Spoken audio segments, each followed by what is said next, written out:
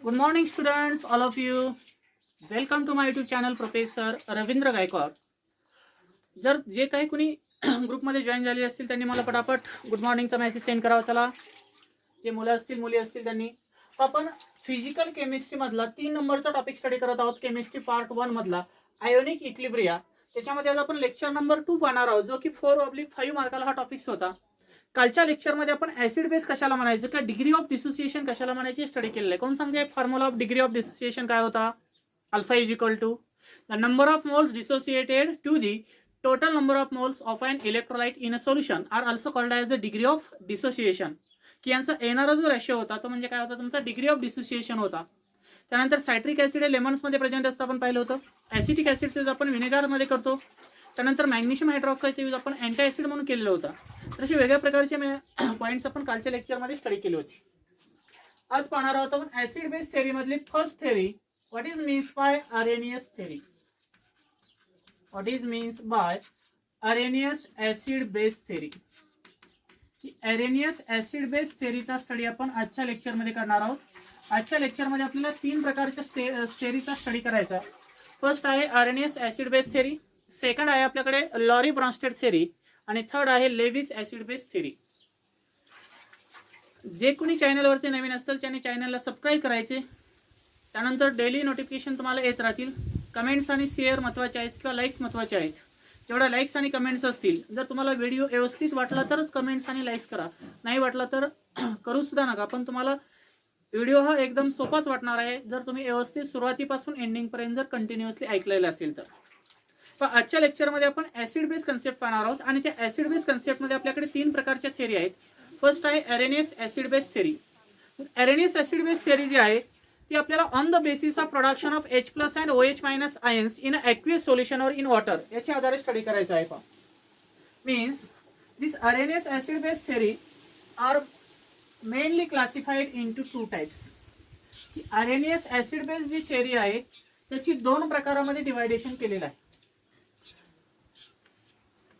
Arrhenius थेअरीच्या 2 प्रकारामध्ये deviation केलेलं आहे. ऑन द बेसिस ऑफ, कशाच्या आधारे? On the basis of production of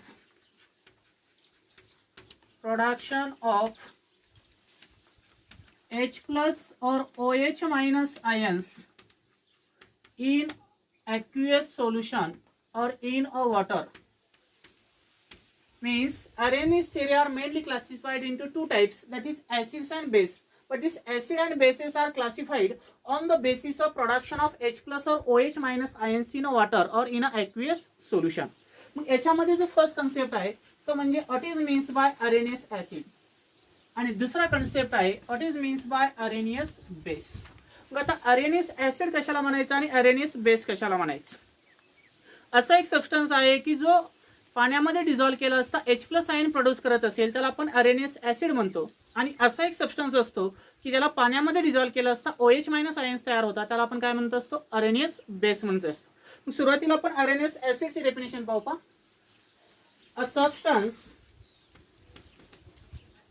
substance which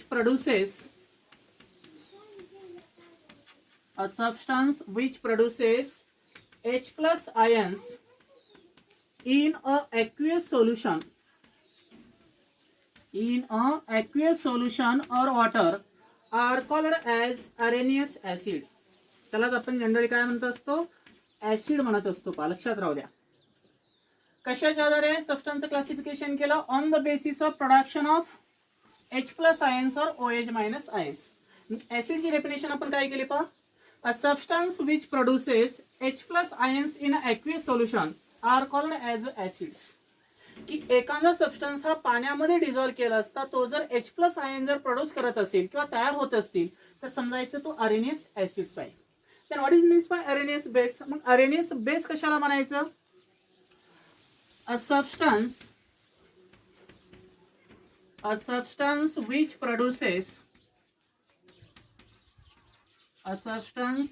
produces OH minus ions in a aqueous solution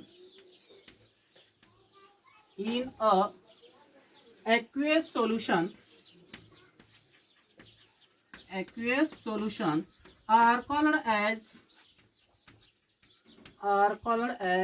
base. की असा एक सबस्टन्स आहे की ज्याला पाण्यामध्ये डिझॉल्व्ह केला असता तो OH मायनस आयन जर एक्झिस्ट करत असेल तर त्याला आपण आरएनएस बेस म्हणतो. आणि जो सबस्टन्स पाण्यामध्ये डिझॉल्व्ह केला असता किंवा ॲक्वियस सोल्युशन मध्ये डिझॉल्व्ह केला असता H+ आयन जर प्रोड्यूस करत असेल तर त्याला काय म्हणायचं, आरएनएस ऍसिड. म्हणजे ज्याच्यामध्ये H+ आयन्स तयार होतात त्याला म्हणायचं आरएनएस ऍसिड, लक्षात राहू द्या. आणि ज्याच्यामध्ये OH मायनस आयन्स तयार होतात त्याला काय म्हणायचं, आरएनएस बेस. लक्षात आलं डेफिनेशन काय सांगितली, अ substance which produces H+ ions in an aqueous solution or in a water are called as areneous acids. की असा एक ऑर्गॅनिक सबस्टन्स आहे की ज्याला पाण्यामध्ये डिझॉल्व्ह केलं असता H+ आयन जर प्रोड्यूस होत असतील किंवा तयार करत असेल तर त्या कंपाऊंडला काय म्हणायचं, Arrhenius acid. Then what is means by Arrhenius base, a substance which produces OH minus ions in a aqueous solution are called as Arrhenius base. की असं एक ऑर्गॅनिक सबस्टन्स आहे की ज्याला पाण्यामध्ये डिझॉल्व्ह केला असता तो OH मायनस आयन जर तयार करत असेल तर त्याला म्हणतो आपण आरएनएस बेस. तर what is the example of RNS acid और बेस. आरएनएस ऍसिड आणि बेसची काय एक्झाम्पल असू शकतात. समजा फॉर एक्झाम्पल तुमच्याकडे असेल एखादा स्ट्रॉंग ऍसिड, काय दिलेलं असेल तुम्हाला, एखादा स्ट्रॉंग ऍसिड दिलेलं असेल हायड्रोक्लोरिक ऍसिड, आणि याला जर आपण वॉटरमध्ये डिझॉल्व्ह केलं म्हणजे ॲक्वियस सोल्युशन मध्ये काय तयार होईल, H+ in aqueous form and Cl- in aqueous form. म्हणजे याने काय केलं, H+ आयन तयार केला म्हणजे तो काय तयार झाला, तुमचा ऍसिड झाला. म्हणजे हा स्ट्रॉंग ऍसिड आहे. समजा तुमच्याकडे वीक ऍसिड दिलेला असेल CH3COOH. वीक ऍसिड आहे म्हणजे कोणता एरो यूज करायचा, इक्विलिब्रियमचा, लक्षात राहून द्यायचं. म्हणजे काय होईल, याने जर H+ दिला तर काय तयार होईल, CH3C+O-. Means acetic acid is a weak acid आणि HCl हे कसं आहे, तुमचं स्ट्रॉंग ऍसिड आहे. हा देखील H+ आयन्स तयार करतो पाण्यामध्ये डिझॉल्व्ह केला असता आणि हा देखील H+ आयन तयार करतो. याला काय म्हणायचं, आरएनएस ऍसिड्स. त्यामुळे आरएनएस बेस. आरएनएस बेसचे कोणते एक्झाम्पल असेल, समजा तुमच्याकडे स्ट्रॉंग बेस आहे NaOH, त्याला आपण पाण्यामध्ये डिझॉल्व्ह केलं. NaOH ला डिझॉल्व्ह केलं असतं त्याच्यापासून काय भेटलं पाहिजे, पाण्यामध्ये डिझॉल्व्ह केलं असतं OH मायनस आयन्स तयार झाले पाहिजेत. इथं जर OH मायनस आयन जर ॲक्वियस फॉर्म मध्ये तयार झाले तर शिल्लक काय राहतो, Na+ इन ॲक्वियस फॉर्म. मग हा एक स्ट्रॉंग बेस आहे, मग आपण एरो कोणता यूज केला, फॉरवर्डचा एरो यूज केला, म्हणजे सिंगल हेडेड एरो यूज केला. दुसरं एक्झाम्पल आहे weak base, ammonium hydroxide NH4OH आहे. हा एक तुमचा वीक बेस आहे. याच्यामध्ये जर वीक बेस असेल तर यावर आपण इक्विलिब्रियमचा यूज करतो.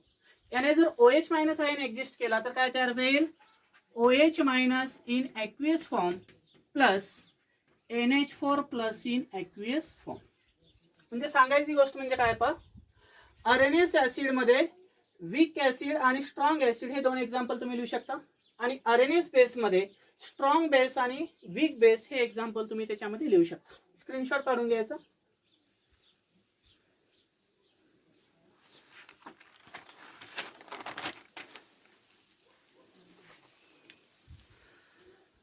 आता याचे काही लिमिटेशन्स आहेत पहा. What is the limitation of Arrhenius theory. 1 ते 2 लिमिटेशन आहेत ते सांगतो मी पहा.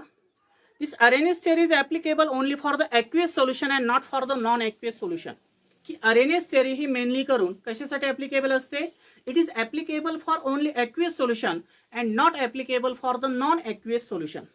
त्यानंतर सेकंड लिमिटेशन काय सांगता येईल याच्यामध्ये आपल्याला, it fails to explain the acidic nature of non hydrogen compounds like BF3, AlCl3 आणि FeCl3. की तुमचे जे नॉन हायड्रोजन कंटेनिंग जे कंपाऊंड्स आहेत जसं की बोरॉन ट्रायफ्लोराइड असेल, ॲल्युमिनियम ट्रायक्लोराइड असेल किंवा फेरिक ट्रायक्लोराइड असेल, यांचं ॲसिडिक नेचर हे त्यांनी एक्सप्लेन केलेलं नाही. कोणत्या थेअरीने, आरएनएस थेअरीनं. त्यानंतर तिसरं महत्त्वाचं लिमिटेशन आहे, it does not explain the role of solvent.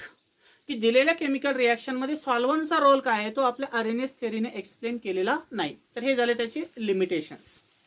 मग आपल्याला न्यूट्रलायझेशन रिॲक्शन जर एक्सप्लेन करायची असेल तर कशा प्रकारे न्यूट्रलायझेशन रिॲक्शन एक्सप्लेन करणार आहे, कोण सांगताय. On the basis of Arrhenius थेअरीच्या आधारे आपल्याला जर न्यूट्रलायझेशन रिॲक्शन एक्सप्लेन करायची असेल तर कशी करणार, कोण सांगताय. पण न्यूट्रलायझेशन रिॲक्शन तुम्हाला माहिती आहे काय असते. Neutralisation reaction what is means by neutralisation reaction.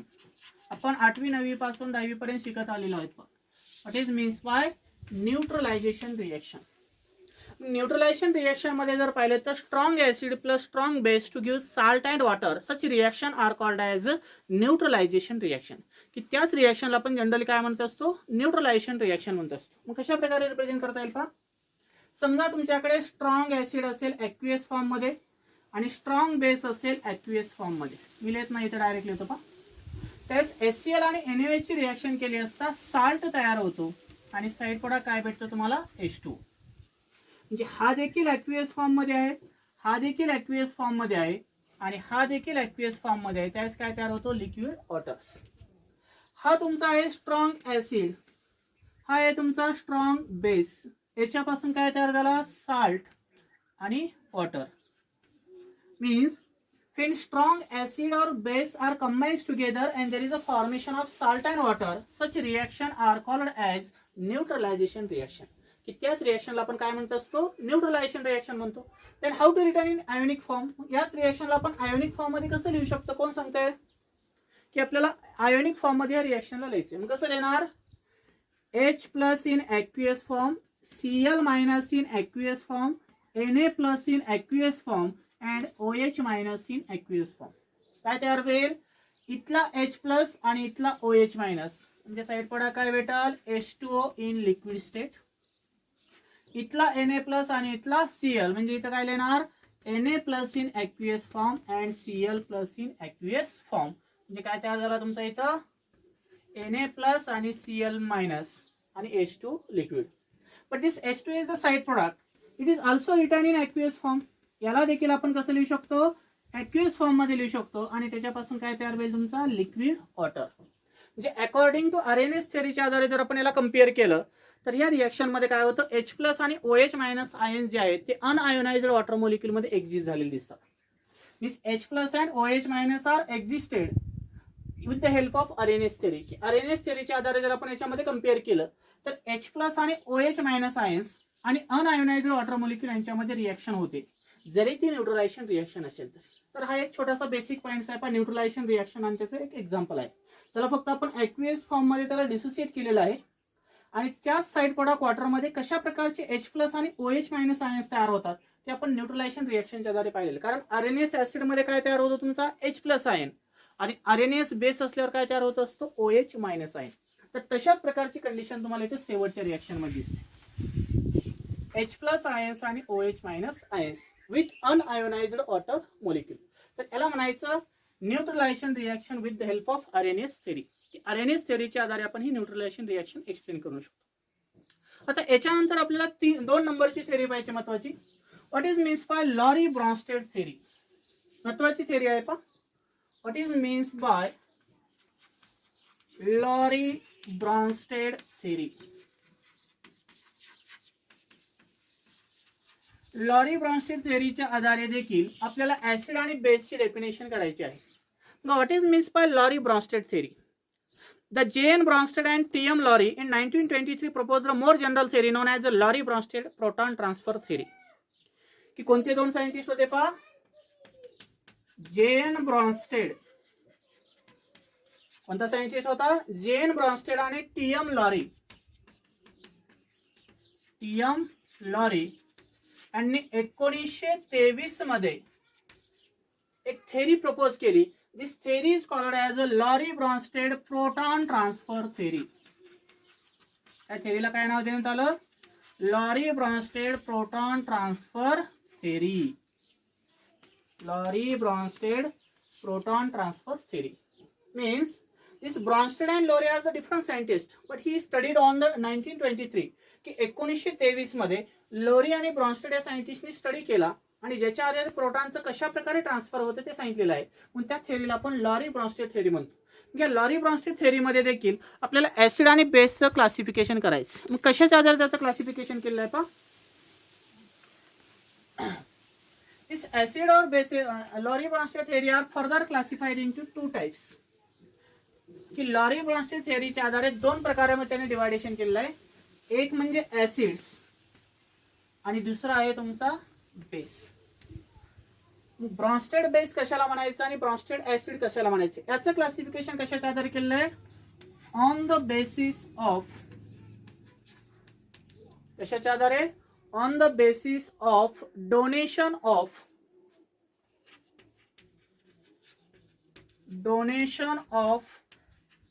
H plus ion or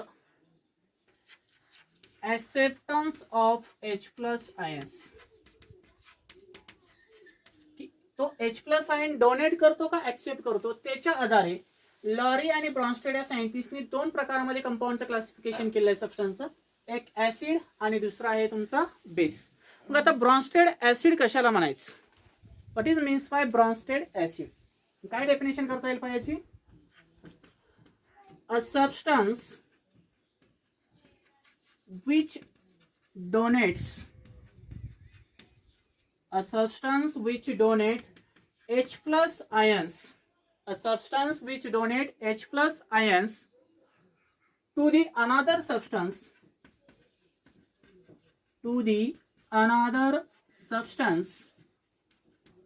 are called as acids. असा एक सबस्टन्स आहे की जो काय करतो? H प्लस आयनला डोनेट करतो, म्हणजे त्याला आपण काय म्हणतो? ऍसिड्स म्हणतो. A substance which donate the H plus ions to the another substance, की एखादा सबस्टन्स असेल किंवा पेसिस असेल, तो जर अनदर पेसिसला किंवा सबस्टन्सला जर H प्लस आयन डोनेट करत असेल तर त्याला म्हणायचं Bronsted acids. Then what is means by Bronsted base? मग ब्रॉन्स्टेड बेस कशाला म्हणायचं पहा? A substance which accept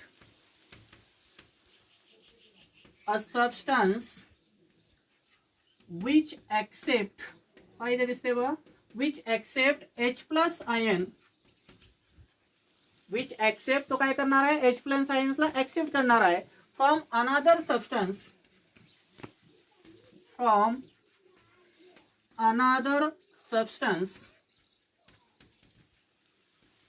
are called as Brønsted base. काय सांगितली डेफिनेशन? असा एक सबस्टन्स आहे किंवा पेसिस आहे, की जो H प्लस आयनला स्वतःकडे ऍक्सेप्ट करतो दुसऱ्या सबस्टन्स कडून, त्या कंपाऊंडला आपण काय म्हणतो? Base. Means a substance or species which accept the H plus ions from the another substance are also called as a base. की दुसऱ्या सबस्टन्स कडून एखादा सबस्टन्स जर H प्लस आयनला जर स्वतःकडे ऍक्सेप्ट करत असेल तर त्या पेसिसला काय म्हणायचं? Bronsted base. Then what is means by Bronsted acid? A substance or species which can donate the H plus ions to the another substance, की असा एखादा सबस्टन्स किंवा पेसिस आहे की तो H plus ions another substance किंवा पेसिसला जर डोनेट करत असेल तर त्याला काय म्हणायचं? Brønsted acid. म्हणजे ब्रॉन्स्टेड ऍसिड म्हणजे डोनेशन होते H प्लस आयनचं आणि बेस मध्ये काय होतं? ऍक्सेप्टन होतं H प्लस आयन्स. याच्यामध्ये आपल्याला कंबाईन एक्झाम्पल कम्पेअर करता येतं पहा. समजा तुमच्याकडे असेल हायड्रोक्लोरिक ऍसिड प्लस NH3 म्हणजे अमोनिया आहे. काय तुमच्याकडे? हायड्रोक्लोरिक ऍसिड आणि अमोनिया आहे. ही रिएक्शन इक्विलिब्रियम फॉर्म मध्ये असते. आता पहा, HCl आहे, याच्यामध्ये प्रोटॉन आहे, याने जर प्रोटॉन याला डोनेट केला म्हणजे काय सांगतो पहा? A substance which donates H plus ions to the another substance.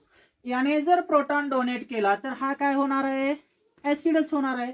मग प्रोटॉन डोनेट केला म्हणजे इथे काय शिल्लक राहिला? Cl minus. त्यानंतर इकडे काय सांगतो पहा बेसमध्ये?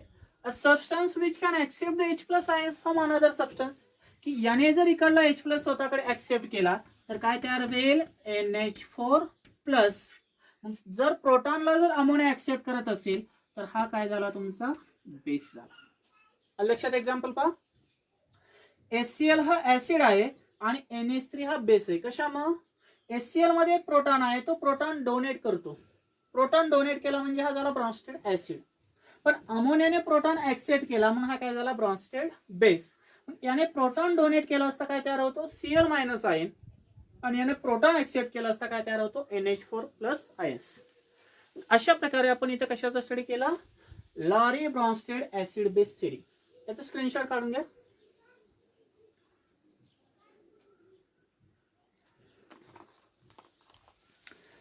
त्यानंतर आपल्याला पाहायचं मेनली करून what is means by conjugate acid base theory, की कॉन्जुगेट ऍसिड बेस पेअर कशाला म्हणायचं. याच्यामधला छोटासा पॉइंट आहे पहा. What is means bye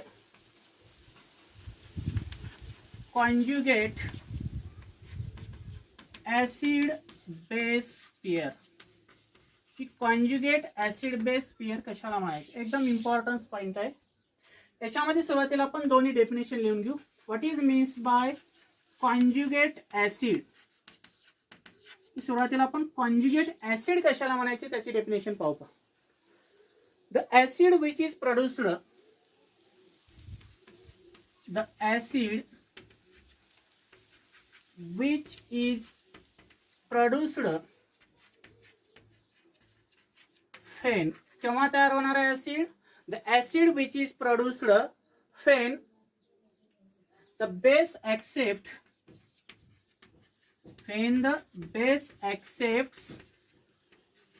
H plus ion, base काय करणार आहे, accept करणार आहे, means base accept the protons, proton ला जो तो accept करत असेल म्हणजे H plus ions ला चालेल, are called as conjugate acids, are called as conjugate acid. Acid which is produced when the base accept the proton are called as a conjugate acid, की एखाद्या बेसने ज्यावेळेस प्रोटॉनला तो स्वतःकडे ऍक्सेप्ट करतो आणि त्याच्यापासून जो ऍसिड तयार होणार आहे त्या ऍसिडला आपण कॉन्जुगेट ऍसिड म्हणतो. Then what is means by conjugate base, conjugate base कशाला म्हणायचं रे.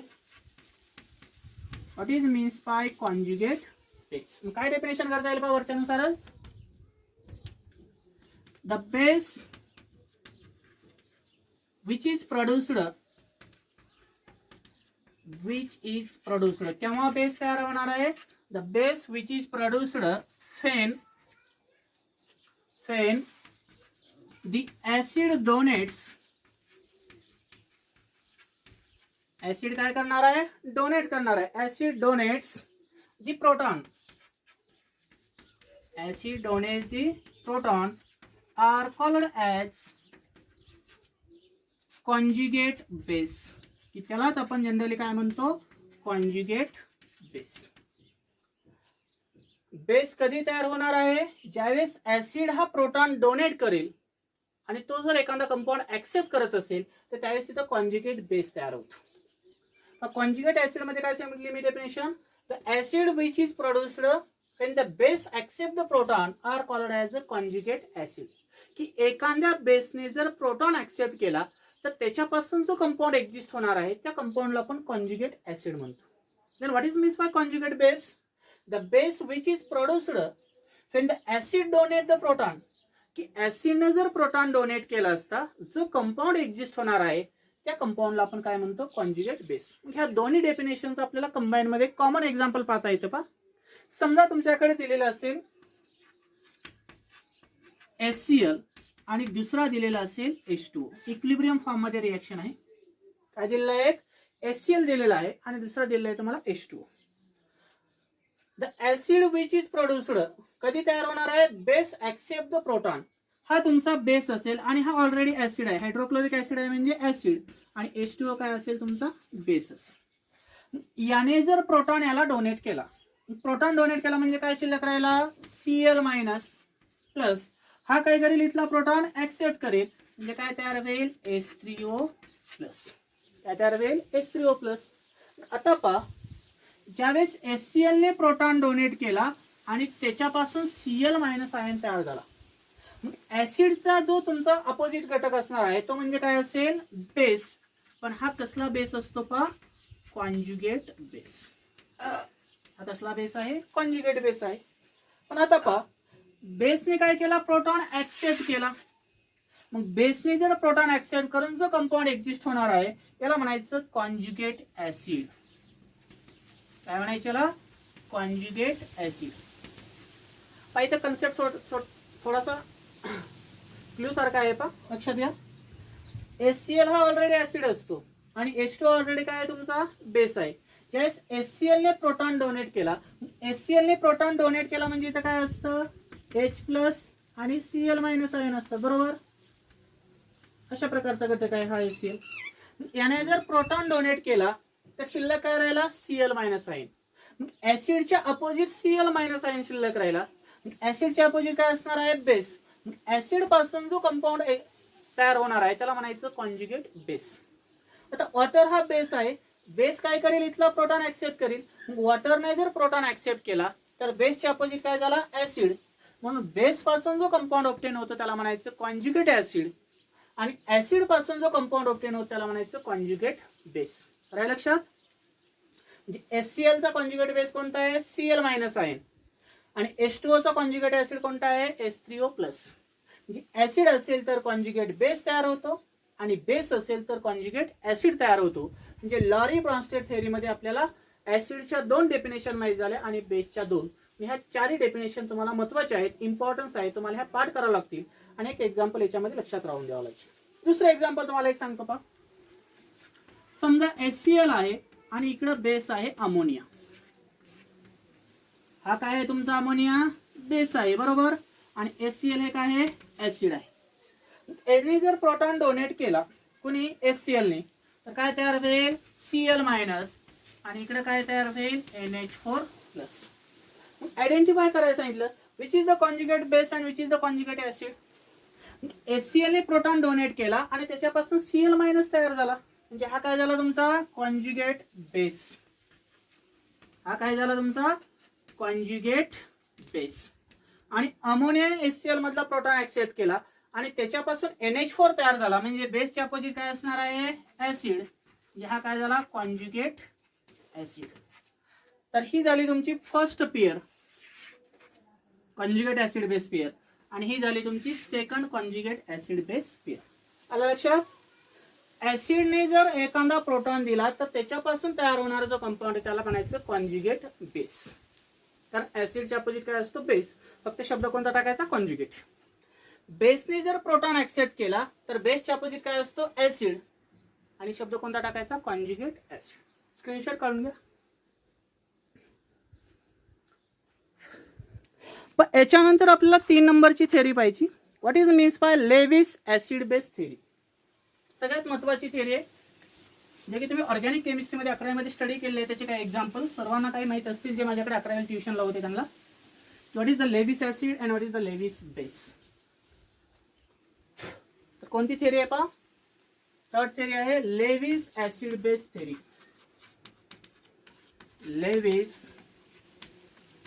Acid base theory. की लेविस या सायंटिस्टनी 1923 मध्ये, जीएन लेविस हा सायंटिस्ट होता पहा.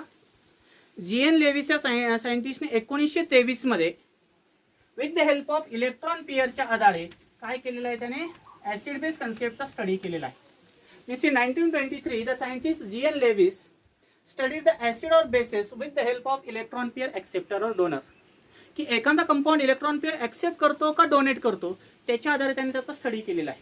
Means this Lewis acid base theory are mainly classified into 2 types. की लेविस थिअरीच्या आधारे सबस्टन्सचे 2 प्रकार पडतात. कोणते 2 आहेत, एक आहे ऍसिड आणि दुसरा कोणता आहे, बेस. कशाच्या आधारे असं क्लासिफिकेशन केलेलं आहे, on the basis of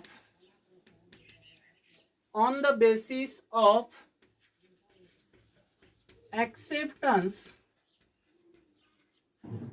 or donation of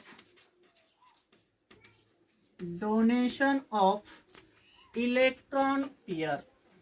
electron pair असतो म्हणजे लोन पेयर असतो, हे लक्षात राहू द्या. Means the scientist Lewis he studied the 2 types of substances, that is acid or bases. पण त्या सबस्टन्स कशाच्या आधारे क्लासिफिकेशन केलं, on the basis of acceptance और donation of electron pair.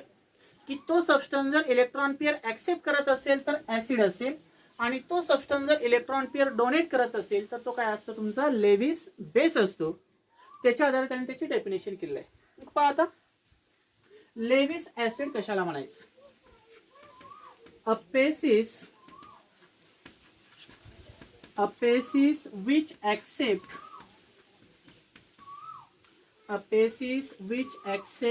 Electron pair are called as Lewis acid.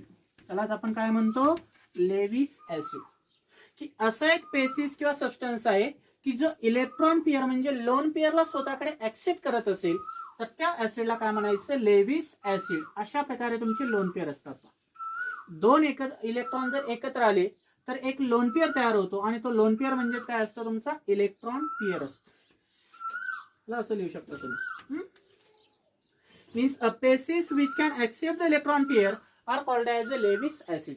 की जो basis electron पेयरला स्वतःकडे accept करतो त्याला म्हणायचं लेविस ऍसिड. तर what is means by Lewis base? A basis which can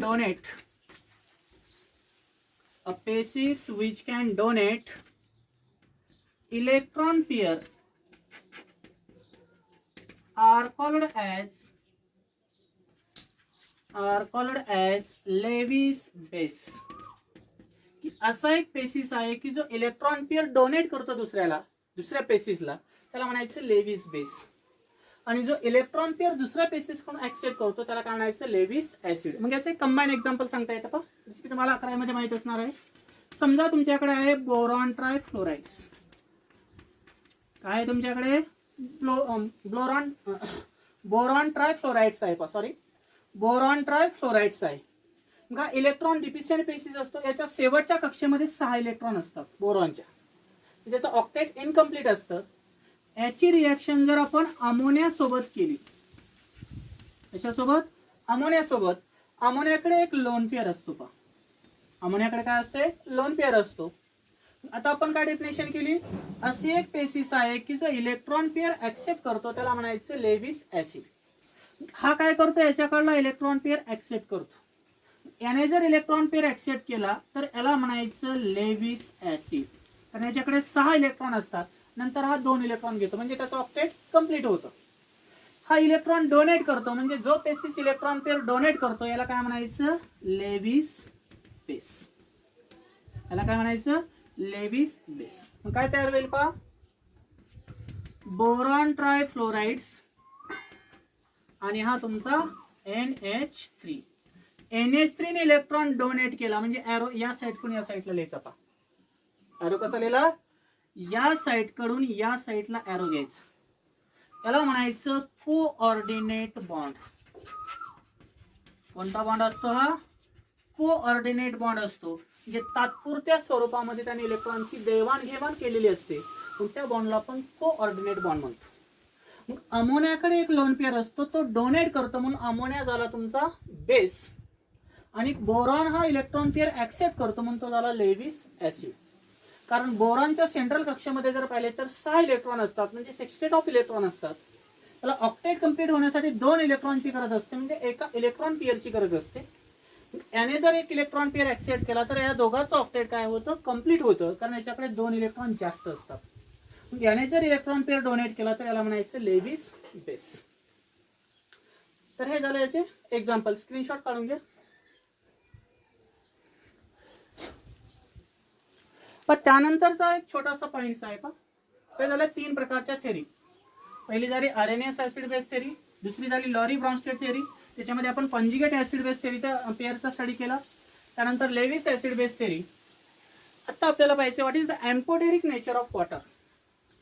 एक छोटासा पॉइंट आहे, एम्पोटेरिक नेचर ऑफ वॉटर.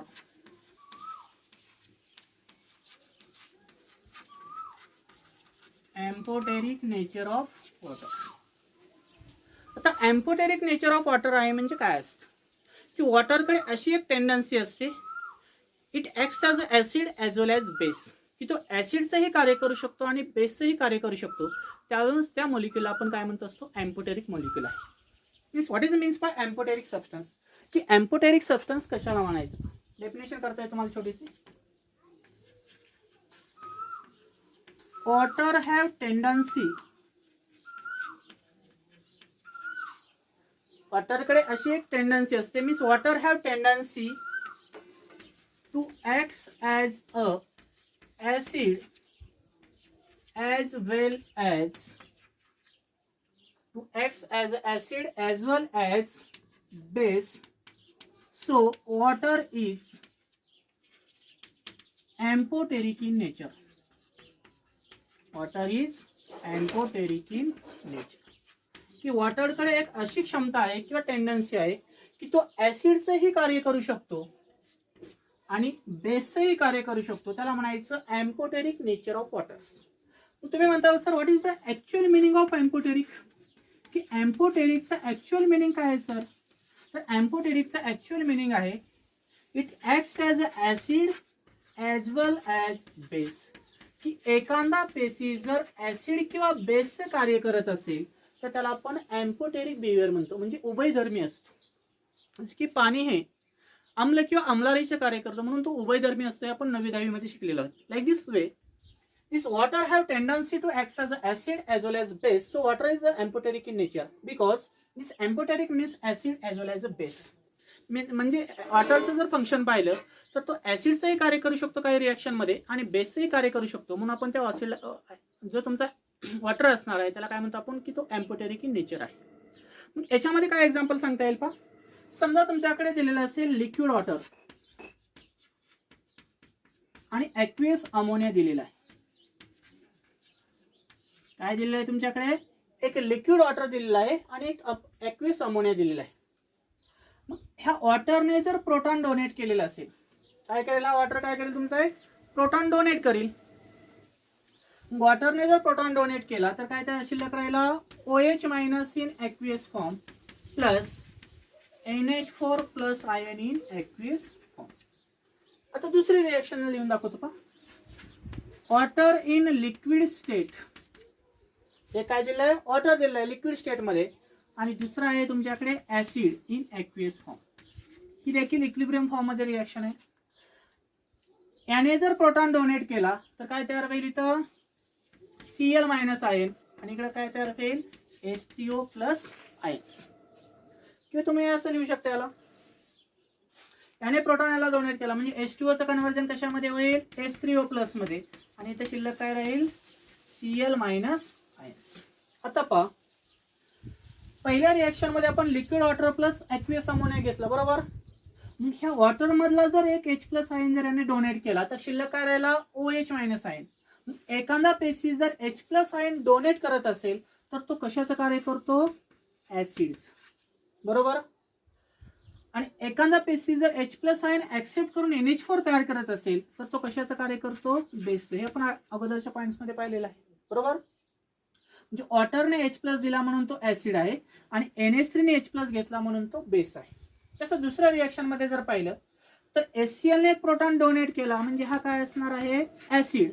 आणि H2O ने एक प्रोटॉन ऍक्सेप्ट केला म्हणजे हा काय असणार आहे? तुमचा बेस आहे. रिएक्शन एक्झाम्पल फर्स्ट आणि सेकंड मध्ये जर आपण कम्पेअर केलं, in first reaction water acts as acid with base like ammonia and in second reaction water acts as a base with HCl like acid. की दुसऱ्या रिएक्शन मध्ये water हा बेसचं कार्य करतो आणि पहिल्या रिएक्शन मध्ये वॉटर हा ऍसिडचं कार्य करतो. म्हणजे हा कसा आहे? तुमचा एम्पोटेरिक इन नेचर आहे. Means water acts as acid toward the ammonia and base toward the HCl. की वॉटर हा ऍसिड कोणाच्या जवळ आहे? अमोनियाशी जर रिलेटेड ऍसिड रिएक्शन तर तो ऍसिडचं कार्य करेल. आणि वॉटरची रिएक्शन HCl सोबत केली तर वॉटर हा कशाचं कार्य करेल? बेसचं कार्य करेल. म्हणजे ह्या दोन्ही रिएक्शन मध्ये आपण स्टार्टिंग मटेरियल हे H2O घेतला पण एकामध्ये तो ऍसिड होता तर दुसऱ्यामध्ये बेस आहे म्हणून त्याला म्हणतो आपण एम्पोटेरिक नेचर ऑफ वॉटर्स. आले लक्षात? आता याच्यानंतर जेव्हा आपल्याला degree of dissociation of acid और बेसिसच्या नंतर आपल्याला आयोनायझेशन ऑफ ऍसिड आणि बेसिस स्टडी करायचं आहे किंवा डिसोसिएशन ऑफ ऍसिड आणि बेसिस. तर त्याच्या अगोदर तुम्हाला काही बेसिक गोष्टी माहिती असणं गरजेचं आहे. त्यासाठी एक छोटासा पॉईंट घेतो आणि ते लेक्चर आपलं एंड होईल. का क्लासिफिकेशन ऑफ एसिड्स और बेसिस, एसिड्स अँड बेसिस. काय हिंदी शब्द येतात पहा. क्लासिफिकेशन ऑफ एसिड्स और बेसिस म्हणजे ऍसिड अँड बेस. आता पहा ऍसिडचे जर प्रकार पाहिले तर दोन प्रकारचे ऍसिड असतात. एक असतो तुमचा स्ट्रॉंग ऍसिड बरोबर, सर्वांना माहिती आहे सांगायची गरज नाही. आणि दुसरा ऍसिड असतो तुमचा वीक ऍसिड. तसं बेसच्या बाबतीत जर पाहिलं तर एक असतो तुमचा स्ट्रॉंग बेस आणि दुसरं असतं तुमचा वीक बेस. हे याच्यासाठी मी हा पॉईंट घ्यायला लागलो पा. ज्यावेळेस तुम्हाला रिॲक्शनमध्ये पुढे प्रॉब्लेम सॉल्व्ह करायचे त्यावेळेस स्ट्रॉंग ऍसिड असल्यावर कोणता एरो यूज करायचा आणि वीक ऍसिड असल्यावर कोणता एरो यूज करायचा. म्हणजे रिॲक्टंट कंडिशनमध्ये जर हे एक्झाम्पल असतील तर कोणता एरो आपण यूज करू शकतो.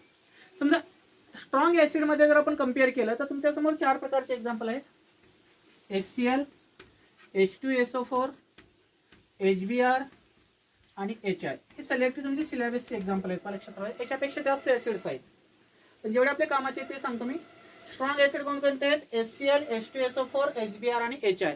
हे जर तुमच्या लेफ्ट हँड साईडला जर रिॲक्शन मध्ये असतील तर त्यावेळेस आपण डायरेक्ट अशा प्रकारचा एरो यूज करू शकतो, म्हणजे फॉरवर्डचा एरो, नॉन इक्विलिब्रियम कंडिशन्स.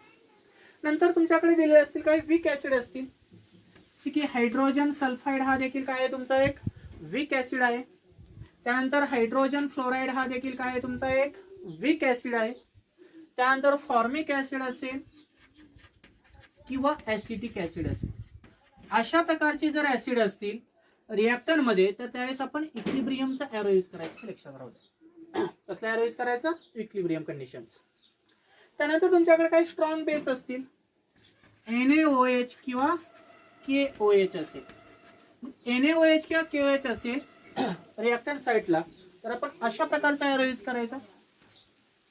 आणि काही वीक बेसिस असतील, आयर्न ट्रायहायड्रॉक्साइड्स किंवा कॉपर डायहायड्रॉक्साइड्स किंवा NH4OH. अशा प्रकारचे कंपाऊंड जर लेफ्ट हँड साईडला असतील तर कोणता एरो यूज करायचा? इक्विलिब्रियम. म्हणजे हा पॉईंट यासाठी मी घेतला पा. स्ट्रॉंग ऍसिड असेल तर असा एरो यूज करायचा रिॲक्शन मध्ये. वीक ऍसिड असेल तर इक्विलिब्रियमचा एरो यूज करायचा. स्ट्रॉंग बेस असेल तर अशा प्रकारचा एरो यूज करायचा आणि वीक बेस असेल तर अशा प्रकारचा एरो यूज करायचा. म्हणजे स्ट्रॉंग ऍसिड किंवा स्ट्रॉंग बेस असेल तर फॉरवर्डचा एरो यूज करायचा. वीक ऍसिड आणि वीक बेस असेल तर इक्विलिब्रियमचा एरो यूज करायचा. पण केव्हा? हे एक्झाम्पल लक्षात राहून द्यायचे की रिॲक्टंट साईडला जर ह्या चारीपैकी एखादा रिॲक्शन असेल एक्झाम्पल रिॲक्शन मध्ये तर असा एरो यूज करायचा. ह्या चारीपैकी रिॲक्टंट साईडला जर एखादा एक्झाम्पल असेल तर इक्विलिब्रियमचा एरो यूज करायचा. ह्या दोन्हीपैकी एखादा रिॲक्टंट साईडला असेल तर फॉरवर्डचा एरो यूज करायचा. आणि ह्या तिन्हीपैकी जर एखादा रिॲक्टंट साईडला असेल तर इक्विलिब्रियम फॉर्मचा एरो यूज करायचा. म्हणजे आजच्या लेक्चरमध्ये आपण काय काय कव्हर केलं पहा. What is the Arrhenius acid base theory. त्याच्यामध्ये आरएनएस ऍसिड आणि आरएनएस बेस कशाला म्हणायचं ते पाहिलं. दुसरा कन्सेप्ट पाहिला what is the Lowry Bronsted acid base theory. Lowry Bronsted acid कशाला म्हणायचं आणि लॉरी ब्रॉन्स्टेड बेस कशाला म्हणायचं ते पाहिलं. कॉन्जुगेट ऍसिड कशाला म्हणायचं, कॉन्जुगेट बेस कशाला म्हणायचं ते पाहिलं. त्यानंतर आपण neutralisation reaction with the help of Arrhenius थेरीचा स्टडी केला. त्यानंतर लिमिटेशन ऑफ आरएनएस थेरीचा स्टडी केला. त्यानंतर आपण third Lewis acid base theory study केली आणि त्याच्यापासून काही एक्झाम्पल तयार केली. मग लेविस ऍसिड कशाला म्हणायचं आणि लेविस बेस कशाला म्हणायचं ते पाहिलं. त्यानंतर एम्पोटेरिक नेचर ऑफ वॉटर कशाला म्हणायचं ते देखील आपण एका एक्झाम्पलच्या आधारे स्टडी केलेलं आहे. आणि सुरुवातीला एक नॉन बेसिक पॉईंट घेतलेला आहे. बेसिकच आहे पण सिलेबस मधला नाही पण तो आपल्याला उपयोग येणार आहे अशा प्रकारचा एक पॉईंट घेतलेला आहे. मग त्याला मी नॉन बेसिक पॉईंट्स म्हणतो. Classification of acids and basis. त्याचे टाइप्स हे याच्यासाठी घेतलेलं आहे मेनली करून की त्याच्यामध्ये आपण एरो कोणता यूज करायचा आणि अशा प्रकारची कंडिशन असेल तर एरो कोणता यूज करायचा. राहील लक्षात. वीक असेल तर तशा प्रकारचा एरो यूज करायचा आणि स्ट्रॉंग असेल तर अशा प्रकारचा एरो इथं यूज करायचा. तर उद्याच्या लेक्चरमध्ये आपण ionisation of acid and bases किंवा dissociation of acid and bases हा पॉईंट स्टडी करणार आहोत. थँक्यू.